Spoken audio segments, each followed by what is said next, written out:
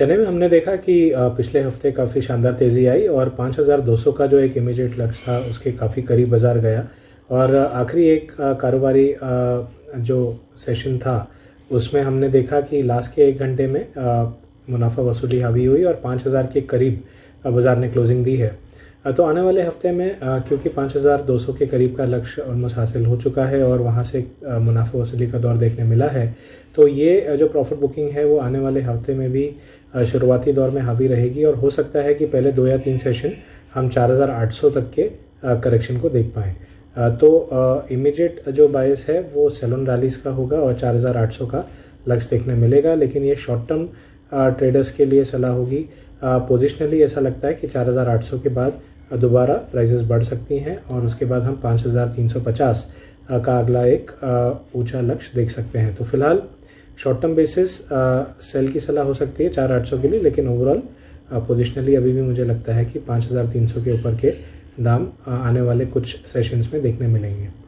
जहाँ तक refined oil की बात है तो हमने लगातार नई ऊंचाइयाँ देखी हैं और 1260 के ऊपर के क्लोजिंग हमने अप्रैल वायदा में आते हुए देखे हैं। तो आने वाले दिनों में ये जो तेज़ी है ये और एक्सटेंड हो सकती है और 1300 के ऊपर के प्राइसेस भी देखने मिलेंगे। तो 1250 से 1245 के रीजन में अगर प्राइसेस मिलते हैं तो और बाइंग की सलाह दूंगा मैं आने वाले 1 से 2 हफ्तों के लिए और 1310 का अगला एक लक्ष्य लेकर चला जा सकता है।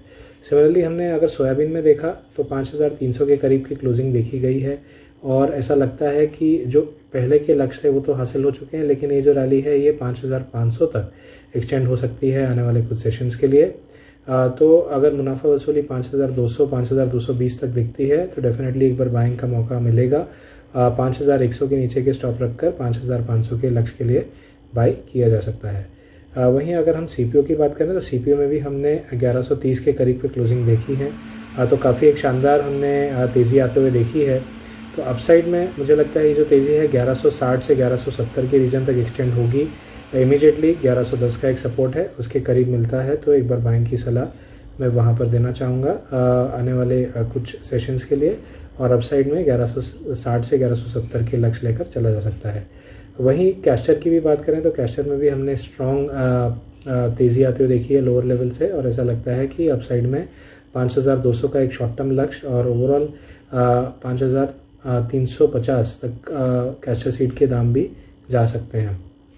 वही मस्टर्ड सीड या सरसों की बात करूं तो 5800 के ऊपर की क्लोजिंग हमने देखी है और ऐसा लग रहा है कि 5600 के ऊपर जब तक सस्टेन कर पाएगा मीडियम टर्म के लिए तब तक जो ट्रेंड है वो अपसाइड होगा और अपसाइड में 6200 का एक लक्ष्य हासिल हो सकता है पोजिशनल बेसिस। तो पूरा ही एडिबल ऑयल कॉम्प्लेक्स जो है कहीं ना कहीं अभी भी तेज़ी के ही संकेत दे रहा है और मेनली जो सप्लाई की कमी की वजह से एज वर्सेस डिमांड, जो डिमांड काफ़ी अभी भी स्ट्रांग बनी हुई है और इनफैक्ट आई वुड से कि ये डिमांड और भी आगे बढ़ने की आशंका है। तो उसके चलते हम देखेंगे कि प्राइजेस में जो उछाल है वो जारी रहेगा। एट द सेम टाइम अगर मैं बिना खल की बात करूं और प्राइजेस को देखें हम तो 2300 के ऊपर की क्लोजिंग दी है जहां तक अप्रैल वादा का सवाल है और मुझे लगता है कि 2400 का जो लक्ष्य है वो अभी भी पेंडिंग है और वो काफ़ी जल्द हासिल हो सकता है। तो अगर 2270 से 2260 के रीजन में डिप मिलती है अप्रैल वायदा में तो वहाँ पर बाई किया जा सकता है 2400 के लक्ष्य के लिए। वहीं कॉटन में भी हमने देखा है कि मार्च वायदा जो है 22000 के आसपास चल रहा है और ऐसा लगता है कि ये बढ़त और गहरा सकती है और एक्सटेंड हो सकती है। तो मुझे लगता है कि 22600 का एक मीडियम टर्म लक्ष्य लेके चला सकता है, यानी करंट भाव से लगभग 3% की तेज़ी और देखने मिलेगी। वहीं मसाला पैक की बात करें तो एक्सपेक्टेडली हमने हल्दी में एक करेक्शन आते हुए देखी है क्योंकि 9400 से 9450 के जो लक्ष्य थे वो हासिल हो चुके थे और पिछले पूरे हफ्ते हमने मुनाफा वसूली देखी है और 8500 का एक लक्ष्य हासिल हो चुका है। जो सेलिंग साइड का था 8200 अभी भी पेंडिंग है। तो मुझे लगता है कि जब तक 8800 के नीचे रहेगी तब तक करेक्शन हावी रहेगी और 8200 तक ये करेक्शन एक्सटेंड हो सकती है। वहीं अगर हम जीरे में देखें लेकिन तो 13,800 के लेवल को होल्ड कर पा रहा है, जो एक ब्रेकआउट था और उसके ऊपर सस्टेन हो पा रही है प्राइजेस। तो मुझे लगता है कि 14,600 तक की रैली एक्सटेंड होगी।